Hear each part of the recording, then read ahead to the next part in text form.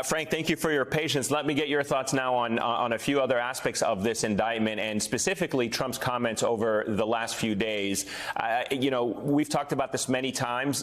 January 6th, even by the FBI's own definition, considered a domestic terror attack. We now have the man who incited that attack facing accountability while continuing to spew violent rhetoric against law and order officials in this country, including the judge, including Jack Smith, the prosecutor. A dangerous moment for our country nonetheless.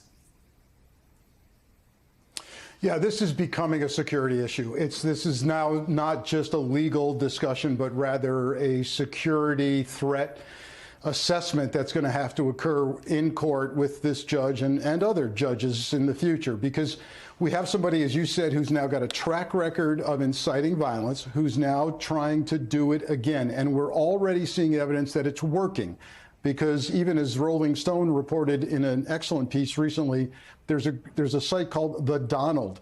That site was where people gathered, one of the sites that violent extremists gathered to help plan and execute the violence of January 6th. And now what are we seeing on that site again?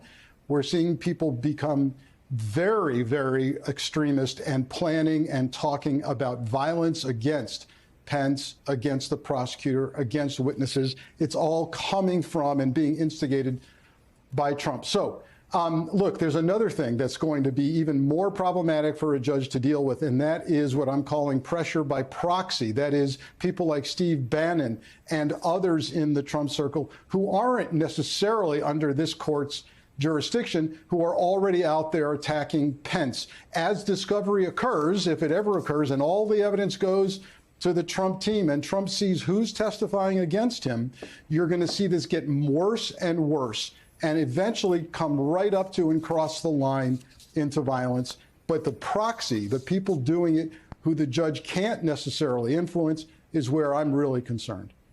And Frank, correct me if I'm wrong, but the scary thing here, I mean, people take Trump's words literally, not just rhetorically. I mean, Trump has posted an attack on the judge on his Truth Social site, and I can't imagine that Judge Chutkan will look kindly on the language that is being used now, not just in terms of intimidating witnesses and perhaps trying to change the outcome of justice, but to actually go after the special prosecutor and the judge and other officials.